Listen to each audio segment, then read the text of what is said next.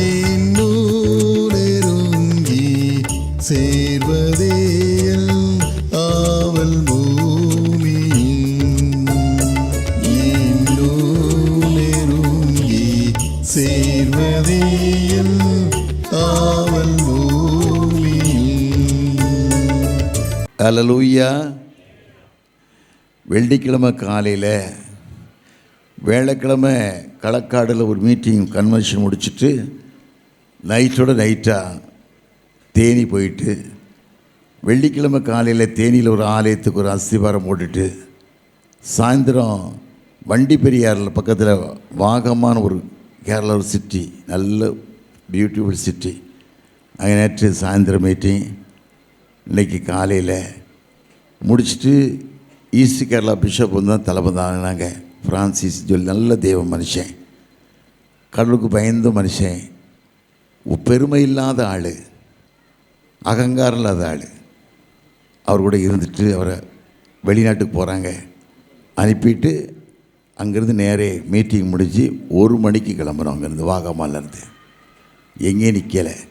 மதுரையில் 2 தடவை ஜெபம் பண்ணிவிட்டு நேரே ஊருக்கு வர முடியாத கர்த்தர் கிருபை தந்திருக்கிறார். இந்த ஆலயத்தை பார்க்கும்போது, மகிமையாக இருக்க காட்சியை பார்க்கும்போது எல்லோருக்கும் சந்தோஷம். ஜெபம் பண்ணுங்க. சற்று நீங்கள் இளைப்பாதுக்குள்ளே நாங்கள் ஐயா விட்டு போயிட்டு வந்துடுறோம். சந்தோஷம் தானே? வந்து பேசலாம், பாடலாம், கடவுளை துதிக்கலாம். உண்மையாக வாழுங்க. அரசியல் பண்ணி கிறிஸ்தவனை வாழாத. நீ வாழ்ந்த பிரயோஜனமே கிடையாது. பரலோகத்துக்கு போகவே முடியாது. உண்மையாக வாழு, பரிசுத்தமாக வாழு, அரசியல் பண்ணாத. தாங்க அகங்காரத்தை மாற்றி விடு. தேவருக்கு பிரியமான வாழ்க்கை வாழு. கர்த்தருடைய ஆசீர்வாதம். ஹல்லேலூயா, ஹல்லேலூயா, ஹல்லேலூயா. ஊருக்கு வருடம் போயிருந்தேன். யாருமே இல்லை. 4 நாய் படுத்திருந்தது. என்னடான்னு கேட்டேன். நீ நாயை பார்த்து பேசிக்கிட்டார் ஆண்டவர். கேட்டேன். வீட்டுக்கு நாங்கள் ஃபோன் கட்டியிருக்கோம், மைக்கு கட்டியிருக்கோம், ஸ்பீக்கர் கட்டியிருக்கோம், கேட்டுவாங்கன்ட்டேன். சாப்பிட்றதுனா சாப்பிட்டு பஸ் பயிர் நிறையும். இன்னைக்கு மக்களுக்கு தான் இருக்காங்க. ஆடு பாடு நகைச்சியாக வந்து உட்காந்துறாங்க. ஆண்டு வார்த்தை கேட்கணும், அவர்கள் சாட்சியை இருக்கணும், எண்ணங்கள் இல்லை. கேட்ட நம்ம தலைமையில் இல்லை, எல்லாமே இல்லை. இதுதான் நடப்பு. அதனால் ஒரு வாழ்க்கை தான் உலகத்தை மட்டும் கொண்டு வந்ததில்லை. எந்த மனுஷனும் எதுவும் எடுத்து செல்ல போவதில்லை.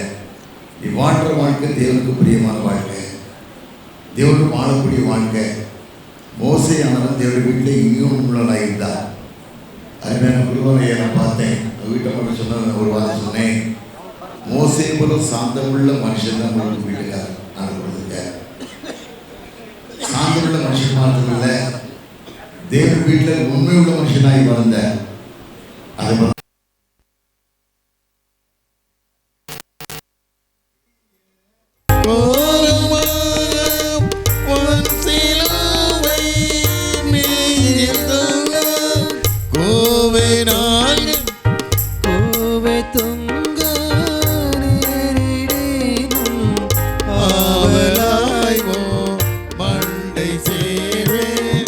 தேவனே நான்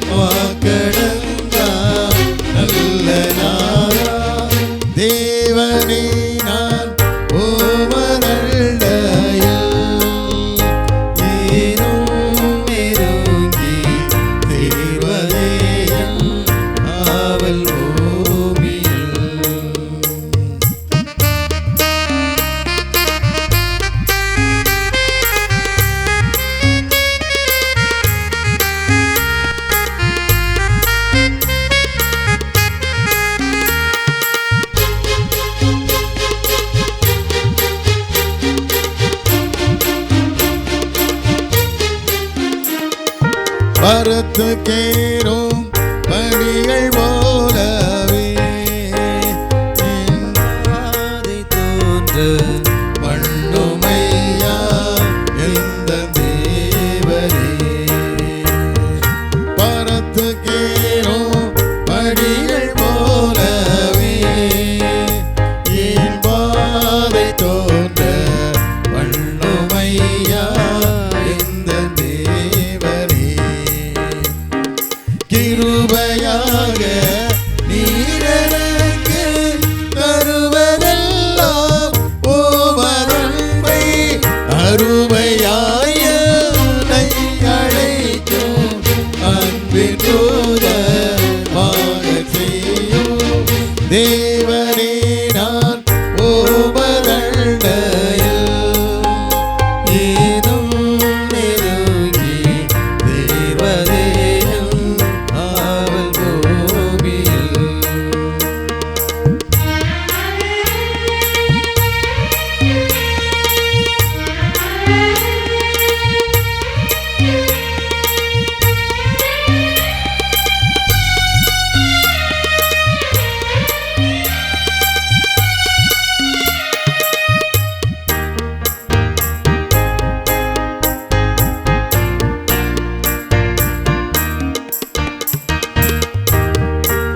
நித்திரையில் நின்று விழித்து காலை எழுந்து கர்த்தாவே நான் உம்மை போற்றுவேன் நித்திரையில் நின்று விழித்து காலை எழுந்து கர்த்தாவே நான் உம்மை போற்றுவேன். இத்தரையில் உங்கள் வீடாய் என் துயர்கள் நாட்டுவேனே என்ற துன்பத்தின் வழியாய் இன்னும் உம்மை கேட்டுச் சேரேன் தேவனே நான் ஓமரண்டையில் ஏனும் நெருங்கி தேவதேயம் ஆவல் பூமியில்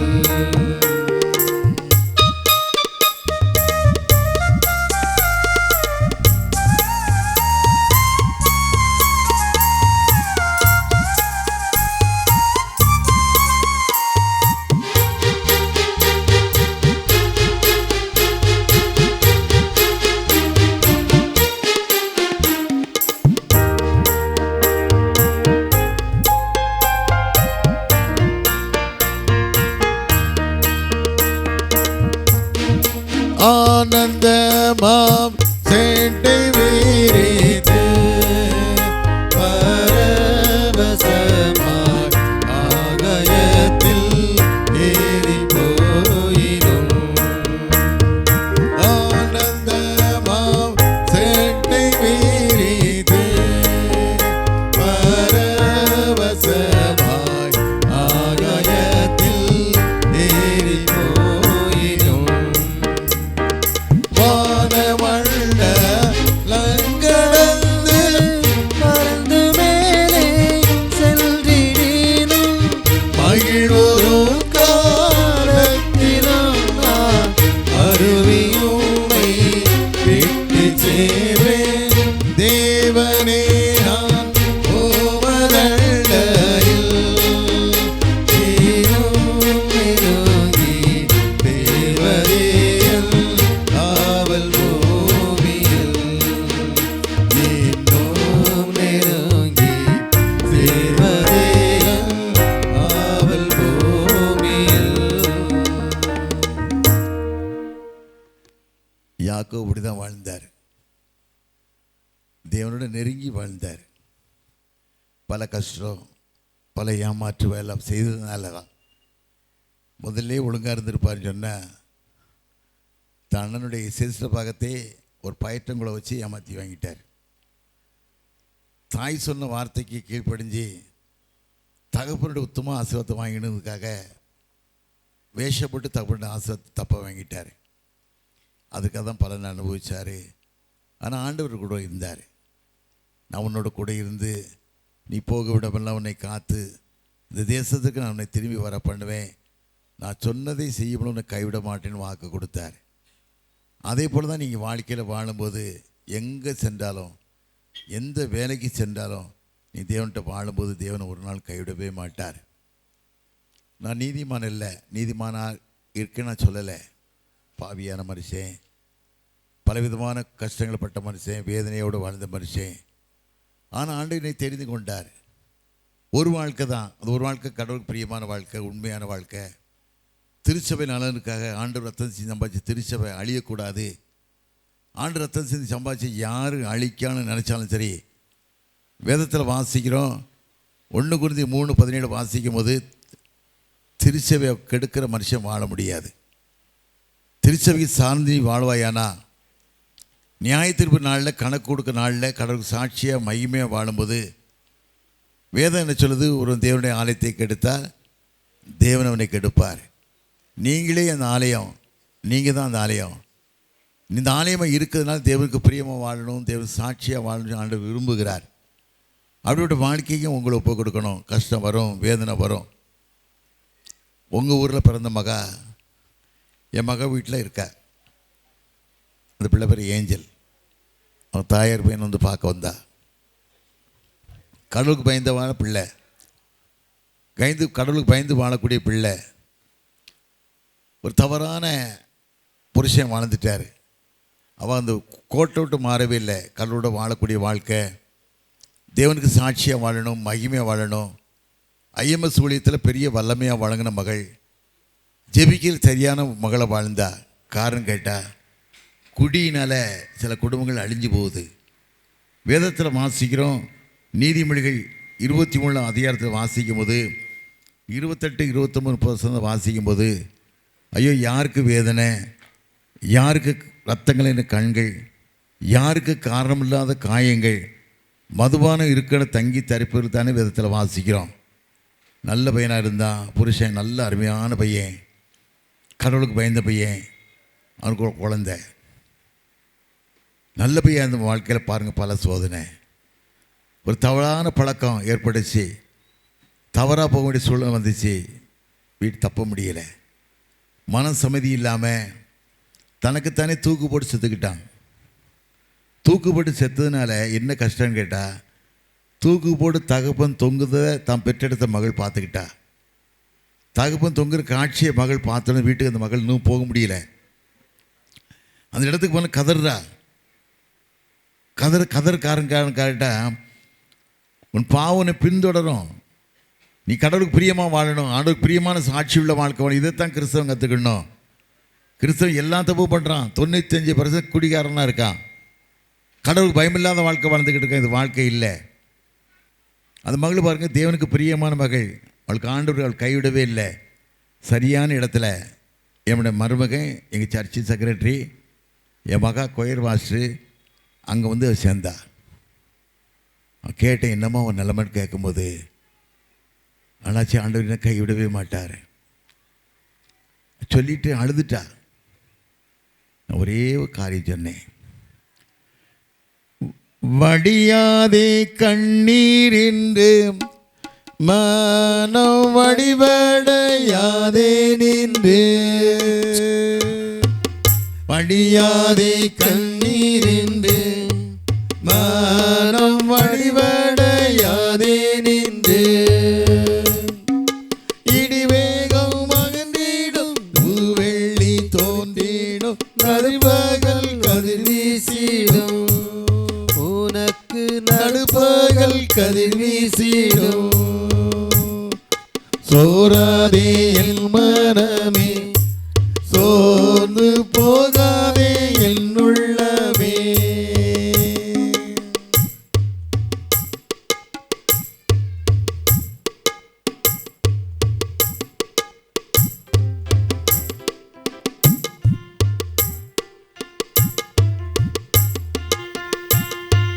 பொன்னை புடமிடுவார், அதின் மண்ணை அகன்றிடுவார்.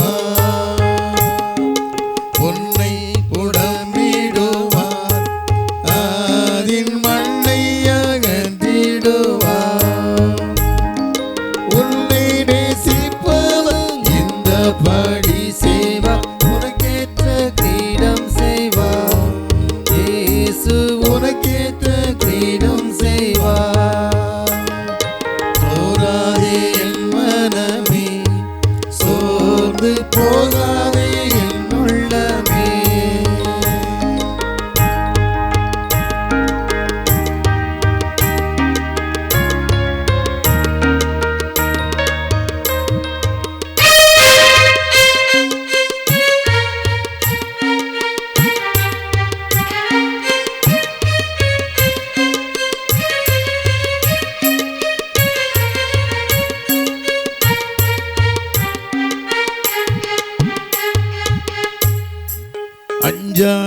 ஒன்றுக்கும் நீ அஞ்சி துஞ்சாதே எதுக்கும் நீ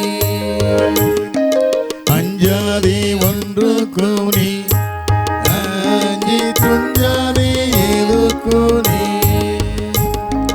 பஞ்சாய் பறந்திடும் சஞ்சலம் யாவுமே கைஞ்சிடும் உந்தனுக்கு பஞ்சாய் பறந்திடும் சஞ்சலம் யாவுமே செஞ்சிடும் உந்தனுக்கு சோராதே என் மனமே சோர்ந்து போகாதே என் உள்ளமே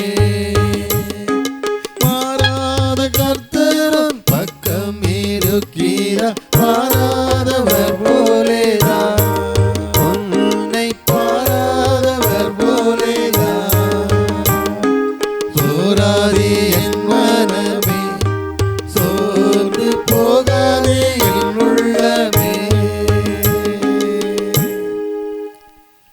பலவிதமான கஷ்டம் வரத்தான் செய்யும், வேதனை வரத்தான் செய்யும்.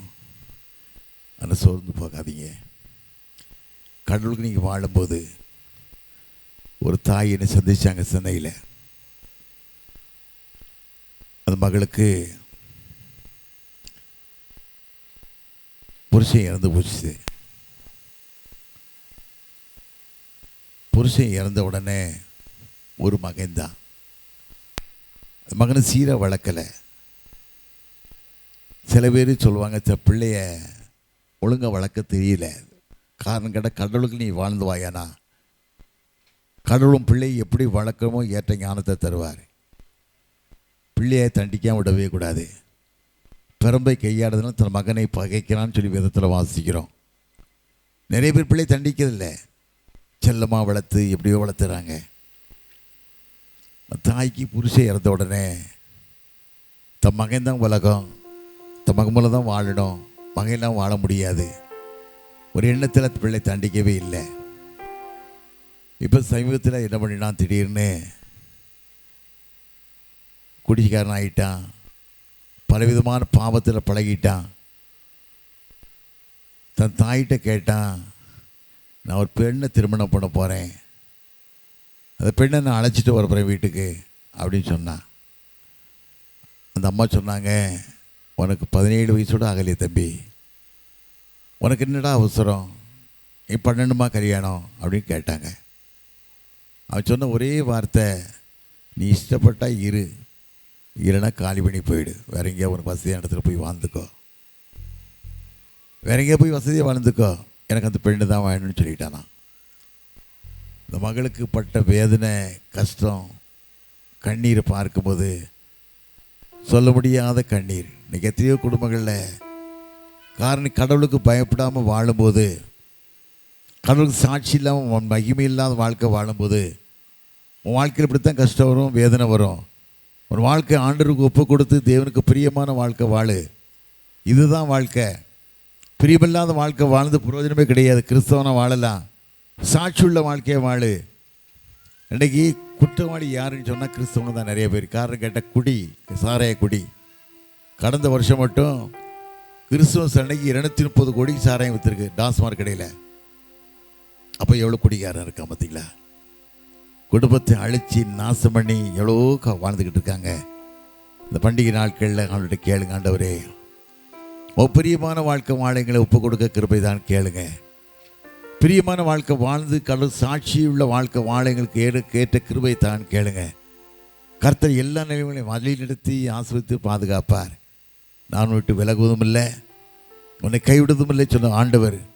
மோசைக்கு சொன்னார்ல, நான் உன்கிட்ட விலக மாட்டேன், கைவிட மாட்டேன், மோசை இருந்து உன்னோடு கூட இருப்பேன்னு சொல்லி சாட்சி கொடுத்தார்ல. அதே தெய்வம் இன்றைக்கு வாழ்ந்துக்கிட்டு இருக்கிறார், உயிரோடு வாழ்ந்துக்கிட்டு இருக்கார். நம்ம ஆண்டவரை போல உண்மையான ஆண்டவர் உலகத்தை யாரும் இல்லை. எத்தனையோ தெய்வங்கள் இருக்கலாம், ஆண்டவர் ஒருத்தர் தான் உண்மையாக வாழ்ந்தார். சுற்றி திரிந்த நாட்கள் நன்மை செய்து சுற்றி திரிந்தார். வேதத்தில் வாசிக்கும் இல்லை, யோவான் 8:46 வாசிக்கும் போது, என்கிட்ட பாவண்டு யாரையும் குற்றப்படுத்தணும்னு கேட்ட ஒரே அவதாரம் இயேசு மாத்திரம்தான். உலகத்தில் எந்த அவதாரங்கள் கேட்கல, தலைவர்கள் கேட்கல, யாரும் கேட்கல. ஆண்டவர் கேட்டார், என்கிட்ட பாவண்டு உன்னை குற்றப்படுத்த முடியுமான்னு கேட்டார். அப்படி நீ வாழ்றியா? எப்படிப்பட்ட வாழ்க்கை வாழ்ந்துக்கிட்டு இருக்கியா? எத்தனை ஏமாற்றி, எத்தனை ஃப்ராடி, எத்தனை கள்ளத்தனம் வாழ்ந்துக்கிட்டு இருக்குது. வாழ்க்கை இல்லை. உனக்கு ஆசீர்வாதத்தை கொண்டு வராது, சாபத்தை கொண்டு வந்துடும். சாபந்தான் வாழ்க்கை, வேறு ஒரு வாழ்க்கையும் இல்லை. 2 காசுக்கு ஆசைப்பட்டான் கேயாசி, சந்ததி சேர்ந்த குஸ்ரோயை மாறினான். இதுதான் வாழ்க்கை. ஒரு பாரம், ஒரு தரிசனம், ஊழியத்துடைய கவனங்கள் வேணும். சுவிசேஷ பாரம் மனுஷனுக்கு வேணும். அந்த பாரம் இல்லாமல் நீ வாழ்ந்து பிரயோஜனம் இல்லை. 2 ராஜாக்கள் 5 வாசிக்கும் போது சீரிய நாட்டு படைகள் இஸ்ரேல் தேசத்தில் போய் பெண்ணை அடிமையாக கொண்டு வந்த ஒரு சின்ன பிள்ளைய, அவளுக்கு தாகம் இருந்தது, பாசம் இருந்தது. ஆனால் வீட்டு எஜமான் நாகமான் குஸ்ரோயா இருந்தான். நான் எஜமான்ட்டு சொன்னேன், அம்மா என் எஜமான் இஸ்ரேல் தேசத்துக்கு போவாருன்னா அங்கே ஒரு தீர்க்கதரிசி இருக்காரு, அவர் மூலமாக விடுதலை பாட முடியும்னு சொல்கிறா. உடனே அவன் தான் புருஷன்ட்டு சொல்கிறான், புருஷன் ராஜாட்டு சொல்கிறான். சீரிய நாட்டு ராஜா உடனே இஸ்ரேல் தேச ராஜாவுக்கு லெட்டர் கொடுத்துட்றான். என் சேனாதிபதி அனுப்புகிறேன், அவனை குஷ்டு அவனை விடுதலை பண்ணி அனுப்புங்க. லெட்டரை பார்த்த உடனே இஸ்ரேல் ராஜா சட்டையெல்லாம் கிழிச்சிக்கிறான், யார் குஷ்டு விடுதலை கொடுக்க முடியும்ன்ட்டு. ஆனால் இந்த வார்த்தை கேட்ட தீர்க்கதரிசி எலிசா என்ன சொல்ல, அவன் இங்கே அனுப்புன்னு சொல்கிறான். அவன் போகும்போது 6000 தங்கம், 6000 தாளந்து சங்கம், 10 லட்சம் தாளந்து வெள்ளி, மற்ற மாற்று வசங்கள்லாம் கொண்டு போகிறான். கொண்டு வந்து தீர்க்கதரிசி வரவே இல்லை, தூரமே பார்த்துக்கிட்டான், கிட்டே வர விடலை. இன்றைக்கி நம்ம ஆட்கள் வந்தால் எப்படியோ வாங்கி அந்த பூமி இந்த பூமின்னு சொல்லி எத்தனை லட்சத்தை போட்டு புரட்டி தீங்கிறதுக்கு ஆட்கள் இருக்காங்க. எல்லா தப்பும் பண்ணுற நம்ம ஆட்கள் இருக்காங்க. எதுதான் தப்பு பண்ணுறான், எல்லா தப்பும் துணிஞ்சு பண்ணுறான். சாபம் வீட்டு வாசப்படியில் படுத்துட்டு வேற எங்கேயும் போகாது. பிள்ளைகள் வாழ்வு ஆஸ்வதிக்கப்படாமல் போயிடும். இன்றைக்கி நிறைய குடும்பம் ஏன் சாபம், என் குடும்பத்தில் நிறைய கஷ்டம், ஏன் ஒரு வாழ்க்கை சீர் இல்லாத வாழ்க்கையாக போயிடுச்சு, தேவனுக்கு பிரியம் இல்லாத வாழ்க்கையாக போயிடுச்சு. அப்படி வாழக்கூடாது. தீர்க்கதரிசி என்ன சொல்கிறான், யோர்தானை 7 தடவை முழுகிடாங்க, ஒரே வார்த்தை. அவன் என்ன சொல்கிறான், நாட்டு நதியாகி ஆர்பார் தர்பார் நதியில் பெருசோன்னு கேட்கான். அவன் கையிலாக கொடுக்க மனுஷன் கேட்கான், ஐயா ஒரு பெரிய காரியம் செஞ்சுருந்தா செஞ்சுருப்பல்ல, யோர்தானே முழுக சொல்கிறான். முழுக வேண்டியதுன்னு சொல்லும்போது முழுகின உடனே மாம்சம் சிறுவிளை மாம்சத்தை போல மாறியது.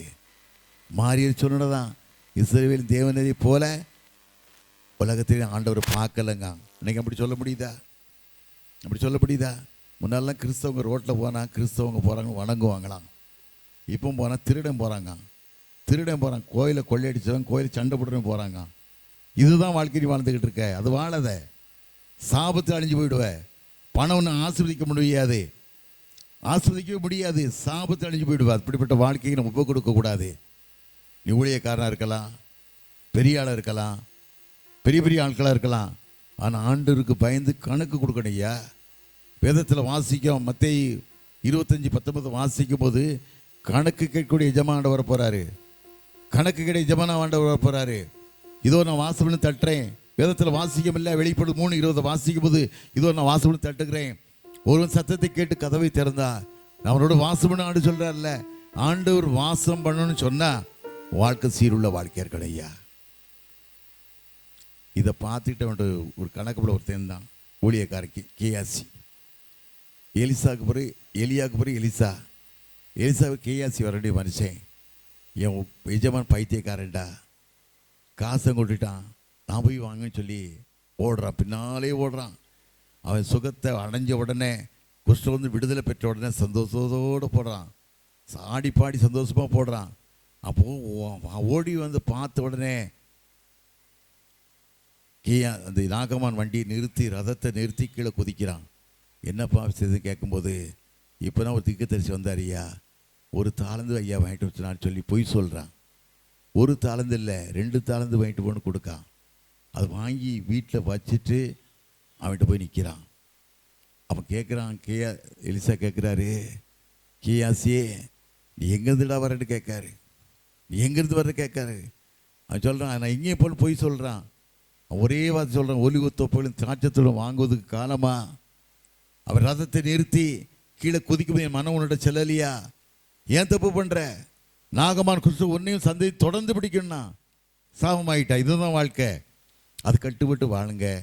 கிறிஸ்தவ சபையிலாக இருக்கட்டும், ஒரு காலம் திருநெல்வேலி திருச்சபைன்னா உலகமுக்கும் பிரசித்தி பெற்றது. காரணம் கேட்டால் எல்லா மிஷினையும் அனுப்புகிறாங்க, உருவாக்குனாங்க. இன்னைக்கு கள்ளத்தனமான திருச்சபைனா திருநெல்வேலி தான், வேறு எங்கேயும் கிடையாது. காரணம் கேட்டால் நிறுவனருக்கு ஒரு ஒழுங்கு இல்லை. நீ ஆடுற தளபதி சரியில்லை, சீர் இல்லாத வாழ்க்கை, உண்மை இல்லாத வாழ்க்கை. அப்படி யார் பயப்படுவா? நீ கடவுளுக்கு பயந்து வாழணும். தாவீது சொல்கிறார்ல, சங்கீதம் 16:8 வாசிக்கும் போது, கர்த்தரை எப்பொழுது முன்பாக வைத்திருக்கிறேன், அவர் என் வலது பாசி இருக்கிறபடியா நசைக்கப்படுவதுன்னு சொல்கிறான். இன்னைக்கு இப்படி உண்மை இல்லாத வாழ்க்கை, மாயமான தோத்திரம் தோத்திரம் தோத்திரம் தோத்திரம். தோத்திரம் யாருக்கு வேணும்? நீ உண்மையெல்லாம் வாழ்ந்து என்ன தோத்திரம் பண்ணி என்ன பிரயோஜனம்? தயவுசெய்து உண்மையை வாழுங்க. எனக்கு கொடுக்கப்பட்ட நேரம் கடந்தாச்சு. அடுத்த ப்ரோக்ராம் இருக்குது. தலையில் தாழ்த்தி ஜெபணும்மா. அதை கேட்கலாமா? நான் கேட்க ஒரே ஒரு காரியம் அதுதான். உண்மையாக வாழுங்க. இத்தனை மிஷனரிகள் தியாகமாக வாழ்ந்தது மாத்திரமல்ல, வேதத்தில் வாசிக்கிறோம். யோவான் 12:24 வாசிக்கும் போது, கோதுமை மணியானது பூமியில் விழுந்து சாகப்பட்டால் தனித்திருக்கும், செத்தையான மிகுந்த பலனை கொடுக்கும். கோதுமை மணியை போல எத்தனை மிஷனரிகள் சாகடிக்கப்பட்டாங்க ஐயா, ரத்த சிதனாங்க ஐயா. இந்த மிஷனரியில் எனக்கு நம்ம ஒரு அடி நல்ல மட்டும் இருக்கா? மிஷனரி வராமல் ஒரு அடி நல்ல வாங்க முடியுமா? யாரோ ஒரு அடி நல்ல வாங்கக்கூடிய ஆட்கள் இருக்காங்களா? கூறு போட்டு விற்க ஆட்கள் இருக்காங்க. கூறு போட்டு பத்திரத்தை திருட்டுத்தனமாக மாற்றி கூறு போட்டு விற்று அக்ரிமெண்ட் போடக்கூடிய ஆட்கள் இருக்காங்க. நீ கூறு போடுவாயா? ஆண்டு ஒன்று கூறு போட்டுருவாரு. மறந்துடாத. பட்சிக்கிற அக்னி சாட்சியை வாழு, மகிமையை வாழு, மகிமை செலுத்தக்கூடிய வாழ்க்கை வாழு. கர்த்தர் ஒரு நாளும் கைவிடவே மாட்டார். சிங்க குட்டிகள் தாழ்ச்சி எடுத்து பட்டியாக இருக்கும். கர்த்தரை தேடுவதற்கு நன்மையும் குறைபடாது. குறைவில்லாத வாழ்க்கையை தருவார். என் சமாதானத்தை உனக்கு தருவேன்னு சொன்னாரே. உங்களுக்கு இருதயம் கலங்க வேண்டாம். தேவனிடத்தில் விசுவாசமாக இருங்கள், என்னிடத்தில் விசுவாசமாக இருங்கள். என் பிதாவின் வீட்டில் அநேக வாசல்கள் உண்டு, ஒரு ஸ்தலத்தை நான் ஆயத்தம் பண்ண போகிறேன் சொன்ன தெய்வம் பொய் சொல்ல மனிதனே இல்லையா, மனபாரம் அனுபவத்தனே இல்லையா. சொல்லியும் செய்யாது இருப்பாரோ? மகிமையுள்ள வாழ்க்கை வாழுங்க, காட்சி உள்ள வாழ்க்கைங்க, ஜெபம் பண்ணுங்க. இந்த கிராமமே, இந்த ஊரே ரட்சிக்கப்படணும், ஆண்டவருடைய நாமத்தை மகிமைப்படுத்தணும், கர்த்தரே தெய்வம்னு சொல்லணும். எலியாவின் காலத்தை சொன்னாங்கல்ல, வேதத்தில் வாசிக்கம் இல்லை. 1 ராஜாக்கள் 18-22 வாசிக்கும் போது, கர்த்தர் தெய்வம் கடவுளை வணங்கு, பாகால தெய்வம் பாகால வணங்குன்னு சொன்னான்ல தீர்க்கதரிசி. எந்த மட்டும் 2 நினைவுகளை குந்தி நடப்பீங்க. தேவனை தேடும் சொன்னான்ல. வைராக்கியமான வாழ்க்கையில் ஒப்பு கொடுங்க. உங்க குடும்பத்தை ஏன் கஷ்டம், ஏன் கண்ணீர், பிள்ளைகள் வாழ்க்கை ஏன் ஆசீர்வாதம் இல்லை?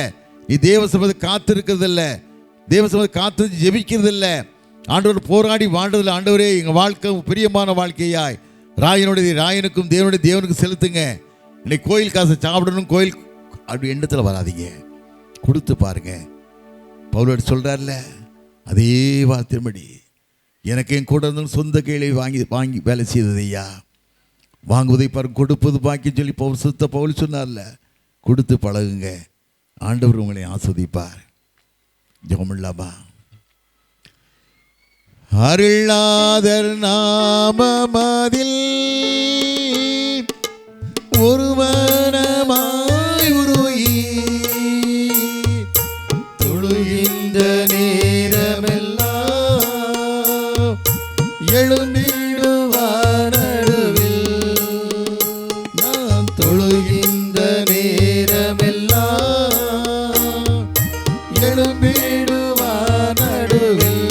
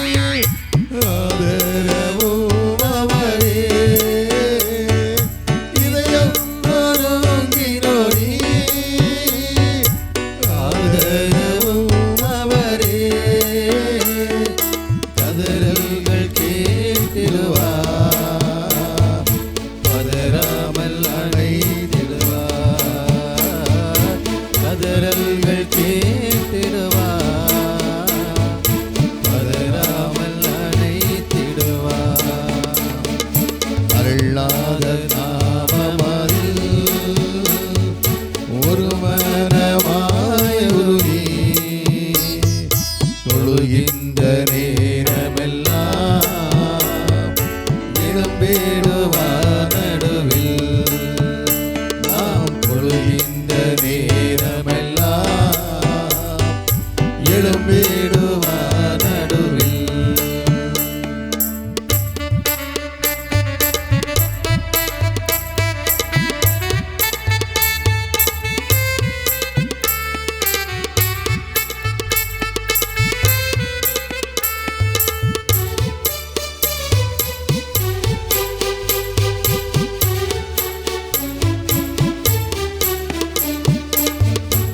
நோயினல்லவரை தாயன்பல் அழைப்பவரே, நோயினல்லவரை தாயன்பல் அழைப்பவரே, பரிகாரி நானே பட்சமாய் தாங்கிடுவார். பரிகாரி நானே பட்சமாய் தாங்கிடுவார். அருள்நாத நாமமதில் ஒரு மனமாயுருகி தொழுகின்ற நேரமெல்லாம் எழும்பிடுவார் நடுவில். நாம் தொழுகின்ற நேரமெல்லாம் எழும்பிடுவார் நடுவில்.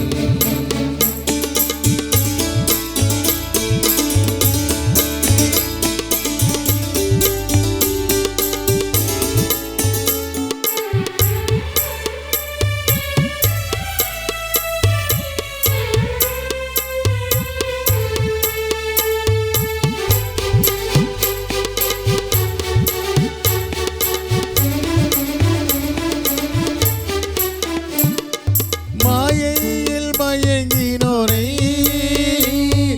தயதந்து காப்பவரே, மாயையில் மயங்கினோரை தயதந்து காப்பவரே, தூயாவிடுவார்